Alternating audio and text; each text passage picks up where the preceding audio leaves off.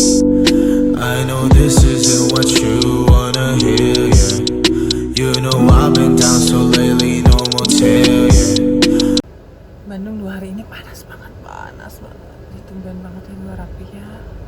Karena ada saudara yang harus dikunjungi sendirian tanpa genggong. Bibir belum dipula sama gincu. Next kita bakal cerita tentang begal payudara atau ya begal payudara. Lu sering denger nggak sih begal payudara? Gue tuh sering bukannya tahu gitu itu kejadian kayak gitu, tapi gue tuh nggak tahu itu kalau dikasih nama itu begal payudara. Di sini ada nggak sih yang pernah dibegal? Atau tahu nggak sih begal payudara kayak gimana? Jadi tuh gue tuh inget lagi tuh karena waktu kemarin buka Instagram ternyata Najwa Shihab tuh ngangkat tentang begal payudara. Jadi tuh pas langsung gue tuh inget tentang si begal payudara itu. Jadi tuh waktu temen gue kuliah, gue inget banget tuh ya, itu pertama kalinya gue tahu tentang si begal payudara itu. Dulu sih bilangnya nggak begal payudara. Jadi dulu tuh temen gue kuliah, dia ngekos di Muara Rajen. Kalau di Bandung ada jalan namanya Muara Rajen dekat Katamso, dekat Supratman. Muara Rajen itu emang sepi gitu jalannya. Jadi gue inget banget dia tuh mau kuliah atau pulang kuliah, gue nggak ngerti ya, lupa banget. Nah waktu itu tuh semester 1, jadi bukan kayak sekarang ya, mahasiswa atau SMA tuh yang sekarang tuh langsung celing bening. Dulu tuh kita semester 1 ya ampun polos. Apa gue doang ya teman-teman gue? Jadi bener-bener polos, bener-bener culun lah istilahnya. Nah udah gitu saat itu tuh temen gue pulang ke kosan, atau gue nggak tahu pastinya pulang ke kosan atau mau kuliah. Pas lagi di jalan dekat kosannya ini emang kayak jalan-jalan rumah biasa gitu, bukan jalan raya gede gitu, enggak. Tiba-tiba ada laki-laki pakai helm gitu, nggak ngerti berlawan arah atau apa ya. Tiba-tiba payudaranya dipegang gitu sama si cowok itu. Dan si teman gue tuh kayak freeze gitu dan kayak lemes gitu, kayak mau teriak juga nggak ngerti. Dan gue tuh masa gitu. Nah dia cerita gitu, semenjak kejadian itu tuh dia benar-benar ketakutan kalau lu bayangin kalau ada motor langsung lihat, oh jangan-jangan nih orang mau apain gua, jangan-jangan orang ini mau pegang gua. Dan emang sih maksudnya orang mikir iya hanya mau dipegang doang kan atau apa, tapi lu tak bayang gak, itu tuh shock gue aja nggak mengalami. Gila takut. Kita mau ke kosan dia itu beberapa saat itu tuh yang ada motor, takut gimana lu ya, maksudnya ngerasa kayak diteror gitu, bener-bener takut. Nah akhir-akhir ini tuh ada yang orang naik sepeda di Jakarta ini, makanya Najwa Shihab tuh angkat lagi. Tapi ini gue patut diancungi jempol karena ada ibu-ibu naik sepeda. Gue nggak tahu Car Free Day atau apa, yang pasti naik sepeda. Tiba-tiba ada naik motor, dipepet, langsung diremes si payudaranya. Nah kayak gue gini nih, ada orang yang lihat naik mobil, jadi ngeliat, wah kurang ngajar nih cowok. Yang itu suami istri ya, yang nyetirnya laki-laki, dikejar, dipepet sampai dia jatuh.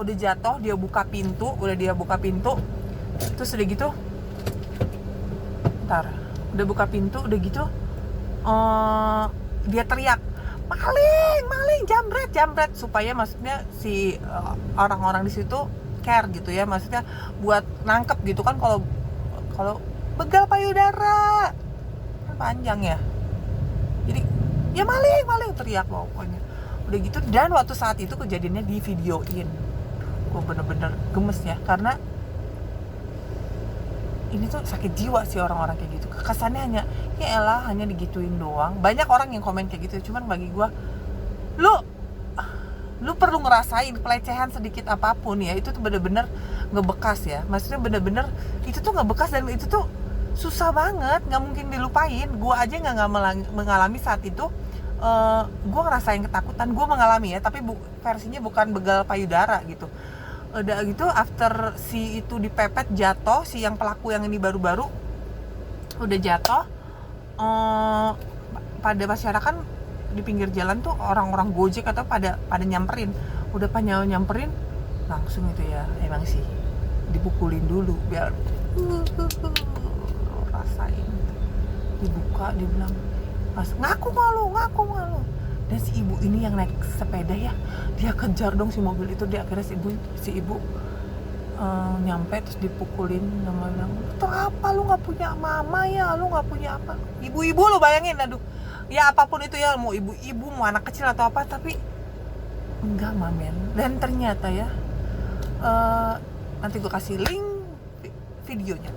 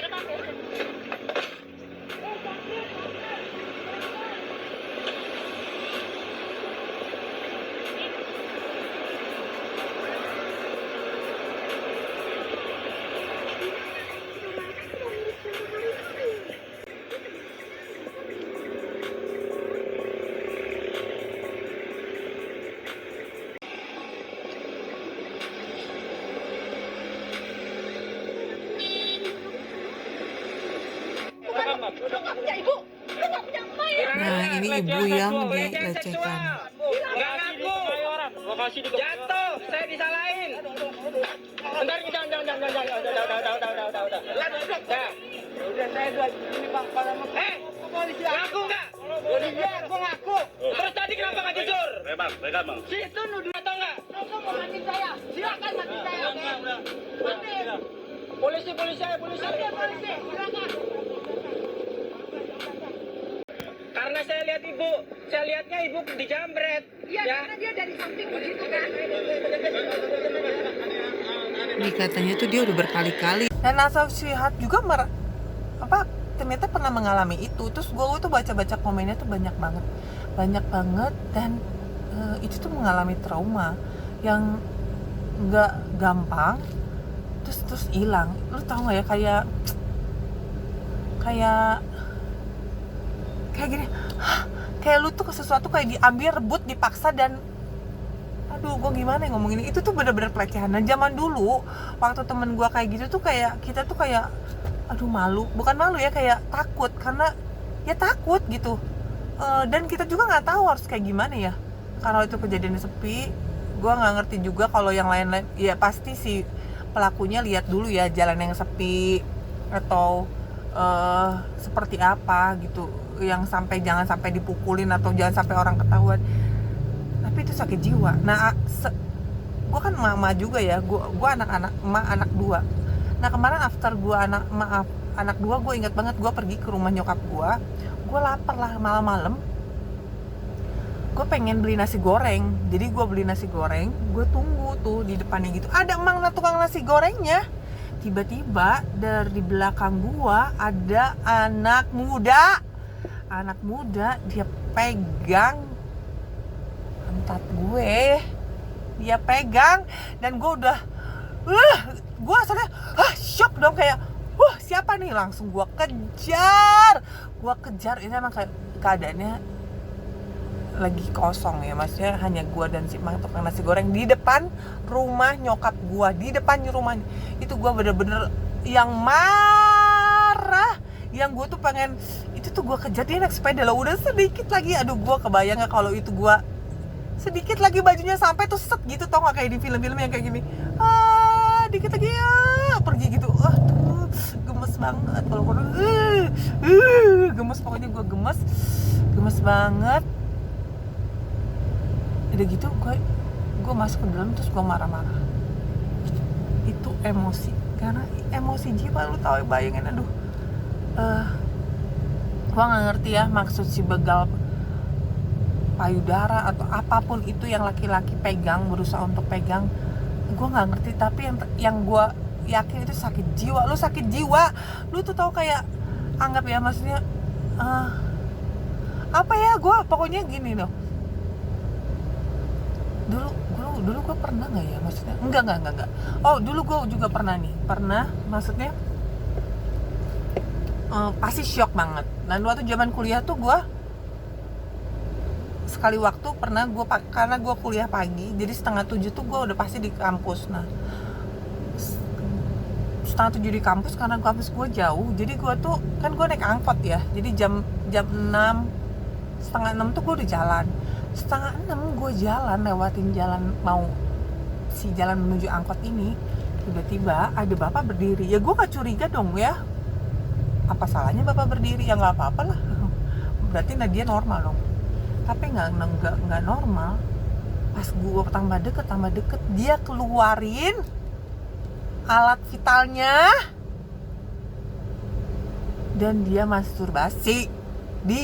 Jadi kalau jadi orang ini, terus gue lewat gini kan, terus gue bilang, itu kejadian pertama kali. Gue bener-bener yang shock, yang kayak yang lemah gitu, yang gila. Pokoknya kayak ngerasa, iya apa sih, jijik gitu. Maksudnya, tapi gue nggak bisa ngomong apa, gue kayak mendem gitu. Udah. Itu pertama kali. Terus udah gitu, pernah juga gue pulang sore, itu nggak sampai malam. Gue jalan kaki menuju rumah gue, habis naik angkot tuh gue perlu jalan ya ke rumah gue. Tiba-tiba ada orang naik motor, dia berhenti, kayak nutup jalan gue. Terus gue kan bingung ya, ini maksudnya ada apa, takutnya ada teman gue ketinggalan atau apalah, gue nggak ngerti. Terus dia keluarin, terus udah gitu dia pegang, terus dia bilang ini, bagus ya. Terus saat itu gue udah mulai sadar, gue nggak boleh lemah, terus gue nggak boleh ngerasa enggak. Terus gue bilang ini, lu tuh gila ya, kurang ajar, gue bilang tuh. Pokoknya teriak-teriak, karena nggak ada orang ya. Kalau gue nggak ngerti, gue selalu kejadian tuh pasti ya tau lah orang itu. Dan ini orang naik motor, gue takutnya gue yang diseret kan, tapi gue teriak-teriak, kurang ajar lu, gila. Terus begitu gue lari, terus dia bilang ini, dia teriak, bilang aja sana sama mama lo, bilang sana. Gue bilang, ini orang sakit jiwa gitu. Tapi bener-bener banyak orang sakit jiwa. Nih ada lagi, gila ya, kok banyak banget. Gue di angkot zaman kuliah juga. Angkot itu banyak cerita. Salah satunya ya, gue duduk di angkot, bapak itu duduk di pojokan dekat pintu keluar. Jadi kalau di pojokan dekat pintu keluar, dia ngapa-ngapain tuh orang-orang kelihatan. Dia tutup si pahanya pakai tasnya gede, tas ransel, dia tutup, dan dia masturbasi di situ. Kan kalau angkot ya, kalau orang nggak pernah naik angkot, gue terangin nih, ada 75 di sini, 5 di kiri, 7 di kanan, dan bapak itu di yang ujung di sini ya, di ujung yang 5, dan gue di 7 yang tengah-tengah. Jadi kelihatan dong sama gue. Dia masturbasi dong, ditutupin dengan si tas. Lu bayang mau ditutupin kayak gimana juga kelihatan, angkot itu kecil, dengan keringat agak apa. Gue bilang nih, gak sopan banget sih, gila. Dan dia terus nggak bergeming, nggak apa. Akhirnya gue bilang kiri ke kiri, gue kasih duit ke angkotnya, bilang itu ada orang gila tuh di depan, di belakang. Kayaknya perlu ya, kayak itu tuh bener-bener kalau cewek-cewek tuh perlu berani, karena kalau digituin gue tahu banget kalau kita dilecehin itu kita shock, dan kadang tuh kita kayak jadi nggak ada power, nggak ada kekuatan. Bener, gue ngerasain banget kayak tau nggak, tiba-tiba kayak langsung lemah. Tapi kita tuh harus inget, enggak, gue harus strong, ambil kekuatan, tau nggak, kekuatan buat teriak aja. Gue tahu ya kenapa orang tuh kalau dilecehin tuh suka tiba-tiba nangis, karena bener-bener kaget, shock, dan lu tau nggak, kayak direnggut paksa gitu. Buat teriak aja ke lu perlu kumpulin kekuatan sekuat tenaga gitu. Gue ngerti banget. mungkin ada bilang ini, ya mungkin lu pakai baju aneh. No, gue nggak mungkin ke kampus pakai baju aneh-aneh gitu, pakai tank top. No. Gue selalu ke kampus itu selalu pakai celana panjang, pakai celana jeans. Nggak pernah gue ke kampus pakai rok. After itu even itu rok panjang, rok pendek, no, gue enggak. Baju gue juga nggak pernah tuh baju kelihatan udel di kampus, nggak pernah.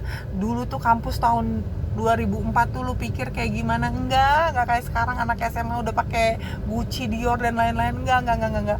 Charles & Kit aja dulu, aduh boro-boro, kagak ada. Lu jangan mengundang, apa gua mengundang, gua hanya jalan kaki, tiba-tiba gua dicegat tuh sama orang yang naik motor. Gua gemes banget. Atau gua hanya naik angkot. Anak muda yang bau asem abis pulang kuliah, udah capek sore-sore. Terus enggak, tapi emang pada dasarnya itu orang gila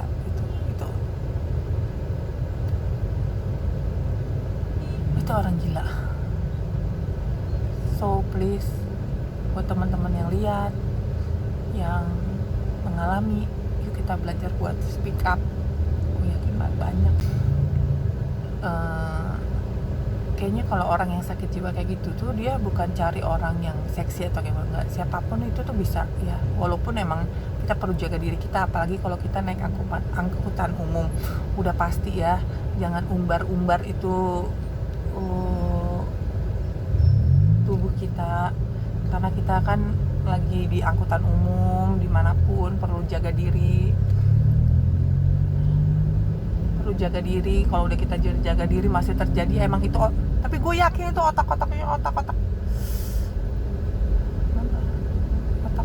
tahu, otak-otak udah tercemar ya. Jadi waktu kejadian teman gue yang pertama kali itu begal payudari itu 2004, berarti sampai sekarang 2 tahun 2001 udah 17 tahun, itu tuh kejadian makin banyak. Gue nggak ngerti, mungkin ada satu penyakit yang emang seneng ya gitu. Kata gue sih itu sama dengan pemerkosaan ya, lu paksa gitu, pelecehan. Banyak, dan mungkin banyak orang yang malu gitu ngomong kayak gitu.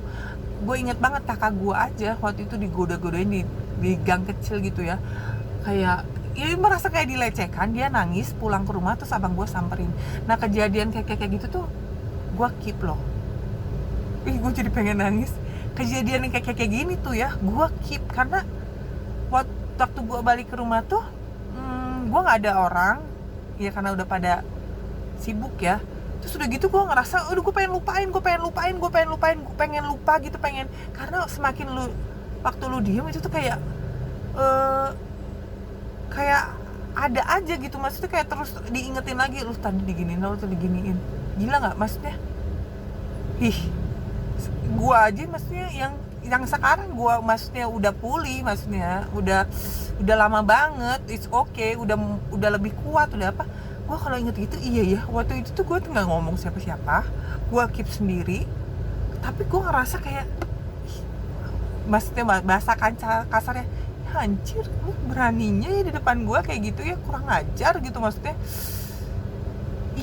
jijik lah pokoknya, jijik banget gue, bener-bener jijik gitu. Yang kalau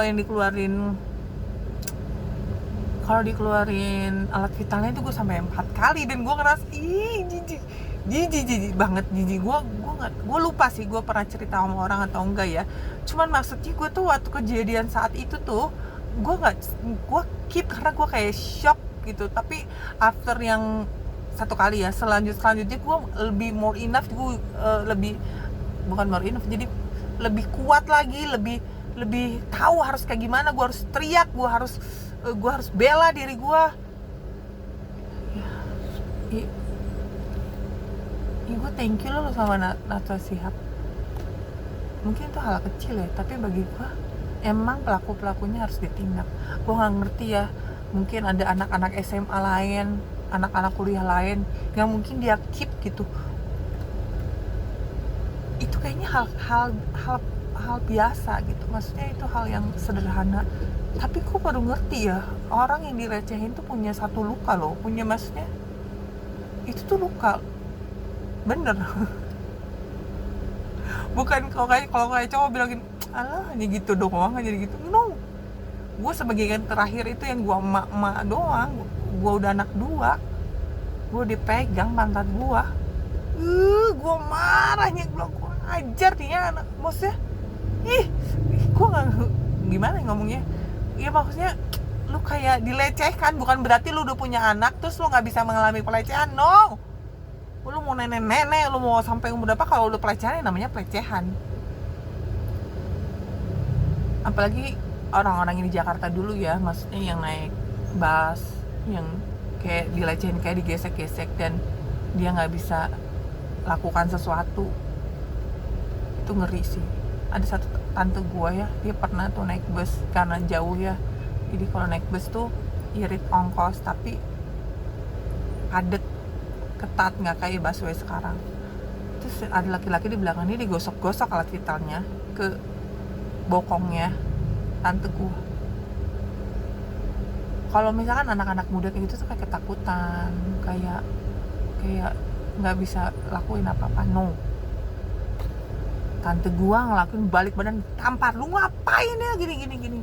Yes, itu butuh power, itu butuh kekuatan, butuh niat, tekad yang bener-bener dikumpulin sama kita buat lakuin itu. Kadang kan gini loh, kadang orang takut gini, kayak cewek-cewek yang anak ABG udah sedikit lancar, jadi gua pakai masker. Panas dan sesek cuy, panas banget ini, kayak udara Bali dan macet, panas ya. Tidak boleh bersungut-sungut, berbahagia. Ini lagi saya sedang menjalankan tugas negara. Lancar Tuhan, tolong lancar. Yuk kita ngomong lagi. Tadi ngomong apa ya? Ya kadang-kadang gini loh, banyak cewek-cewek yang nggak mau berani ngomong karena kesannya lo cari perhatian.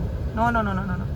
Banyak kalau cewek-cewek nggak mau ngomong kalau dia tuh dizolimi, dilecehkan, karena kesannya gue kurang cari perhatian. Atau cewek-cewek, kalau misalkan cewek-cewek dangdan, moleh kayak gitu, dilecehkan tuh, ya udahlah normal, dibela gitu. Tapi kalau misalkan cewek yang polos, yang bener-bener sederhana, terus yang bener-bener ya kayak sederhana, kadang tuh gini, masa iya kamu dilecehin, masa iya, itu gue paling gemes loh. Maksudnya orang tuh mau melecehkan bukan karena dia cantik atau enggak, atau putih atau hitam, no. Orang kalau mau dilecehin tuh ya siapapun dia bisa lecehin gitu. Jadi kadang ada orang nggak percaya, masa dia kayak gitu dilecehin, nggak percaya gue dia udah lecehin. Itu sakit banget loh, maksudnya karena orang nggak percaya. Karena ada temen gue juga, dia pernah dilecehin dan orang terdekatnya nggak percaya, karena nggak mungkin. Itu kayak, lu tau nggak, lu kayak dilecehkan lagi berkali-kali. Karena gue yakin banyak orang-orang yang nggak ngomong waktu dia dilecehin. Karena apa? Karena dia takut dari orang-orang, pendapat orang-orang sekitarnya bilang, masa lu ngomong masa aja. Wow, orang-orang yang dilecehin tuh butuh apa sih buat pengobatannya? Ya butuh didengerin. Lo sebenarnya hanya butuh didengerin, karena nggak bisa ngomong apa-apa ya kalau si pelakunya nggak bisa ketangkep, jauh, dan apalagi nggak kenal. Biasanya orang pelakunya tuh pakai helm, pakai kacamata, ya nggak bisa mau gimana gitu. Cuman yang buat terapi bagi orang-orang dilecehin tuh ya ngomong, ngobrol, nggak dipendam sendiri. Karena kalau dipendam sendiri tuh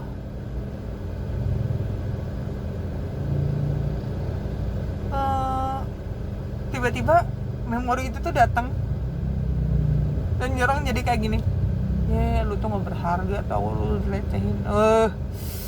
Itu gue paling sebel. Jadi that's why kenapa orang-orang yang mengalami pelecehan itu harus datang ke psikolog atau orang-orang yang deket sama dia, yang dipercaya, buat hanya sekedar ngomong, buat sekedar ya cerita, supaya si jiwanya pulih gitu. Gue lihat ya di komen-komen Natsua tuh banyak banget wanita-wanita yang akhirnya jadi trauma gara-gara itu. Kata gue sama aja sih, kayak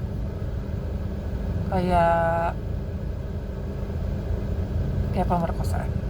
gue bahas ini gue jadi sedih sih, maksudnya sedih ya, maksudnya sedih, gue sedih gitu karena mungkin banyak orang yang nggak berani juga ngomong kayak gue,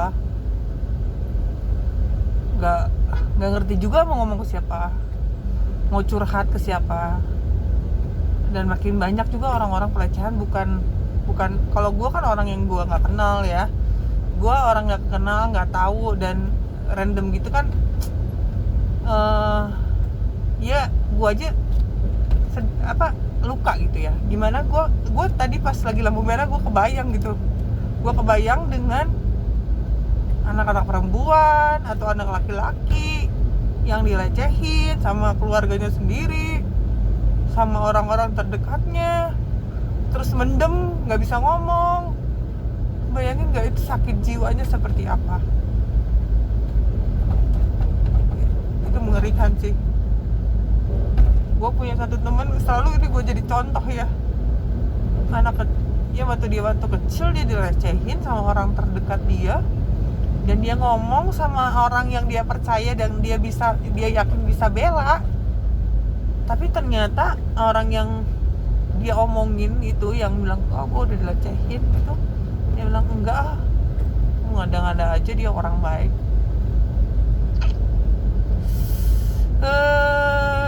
Sedih. No.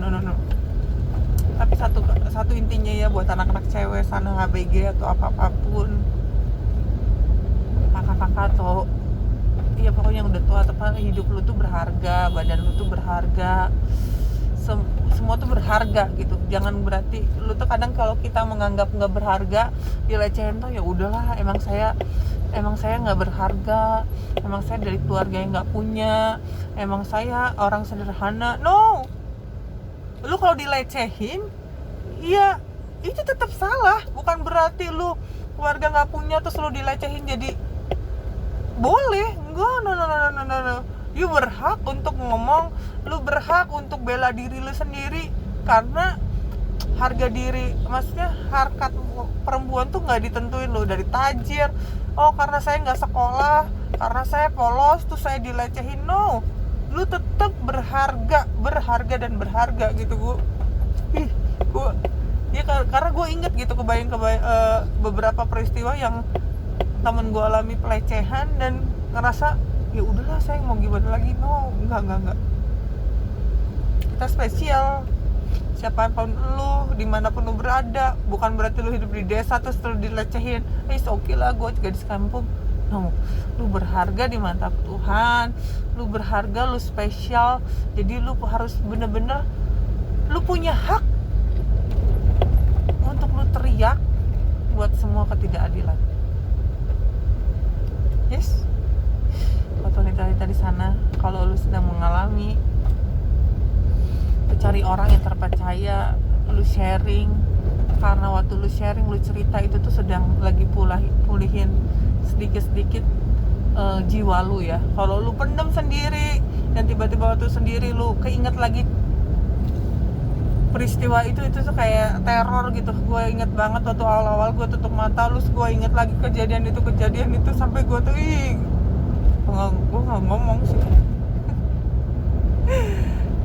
So, perempuan-perempuan di sana, lu berharga di mata Tuhan. Apapun, dimanapun keadaan lu tetap berharga. Even waktu lu mungkin mengalami kayak lu atau udah mengalami pelecehan dan lu bilang gue udah gak berharga lagi, gue gak pede lagi. No, lu tetap berharga. Even lu mungkin ngerasa gue udah dilecehin sama laki-laki dan gue udah gak pede ketemu laki-laki, gue udah trauma sama laki-laki. You need God buat cover pulihin itu. Iya bener, banyak orang-orang yang dilecehin tuh akhirnya dia jadi anti sama laki-laki, jadi benci sama laki-laki. Dan nggak sedikit orang yang akhirnya jadi memutuskan untuk dia berhubungan dengan wanita aja, karena bagi gue perempuan sama pertemuan lebih oke, nggak pernah mengecewakan, lebih setia, lebih ya akhirnya nyimpang gitu. So lu orang-orang yang udah mengalami pelecehan, lu butuh buat pengobatan, lu butuh buat rehab. Kalau lu nggak punya duit, lu nggak perlu datang ke psikolog. Mungkin psikolog mahal harganya, psikolognya psikiater buat hanya sekedar ngomong. Lu pilih aja orang-orang yang benar-benar bisa kasih input bagus, bisa dengerin lu. Itu jadi terapi. Atau mungkin gue udah pernah dilecehin, tapi bagi gue it's okay, nggak ada luka, gue nggak perlu ngomong sama siapa-siapa. Ya mungkin sekarang nggak jadi luka, tapi apapun itu yang ada pernah lu alami dalam hidup, itu tuh maksudnya itu tuh ada jejak-jejak yang gue nggak tahu ya, nanti mungkin di kemudian hari atau apa yang nggak beres tuh nanti lukanya kebuka lagi. Aduh, panjang banget ya ngomongnya ya, tapi ya itulah. Lu sekali lagi gue bilangin, lu berharga di mata Tuhan. Berharga itu bukan karena lu nggak ada syarat, lu tetap berharga. Even lu udah pernah dilecehin, lu tetap berharga.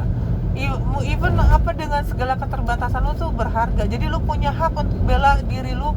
Jangan mau terima aja waktu lu dilecehin, terima dan diem aja. No, you need to speak up. Lu perlu ngomong, lu perlu tegasin hidup gue berharga. Jadi kalau ada yang macam-macam dengan hidup gue, apalagi pribadi gue, karena Tuhan udah kasih gue berharga, lihat aja lu. Thanks God, udah mulai redup. Terima kasih udah dengerin semuanya. Peluk erat buat semuanya, orang-orang yang sedang mengalami pelecehan, orang-orang yang sedang ketakutan. Karena after mengalami pelecehan itu mungkin pasti ada ketakutan. I love you. Buat wanita-wanita di sana, Bon. Kenapa gue lebay gini ya? Oh, sudah ya, bye-bye. I love you all.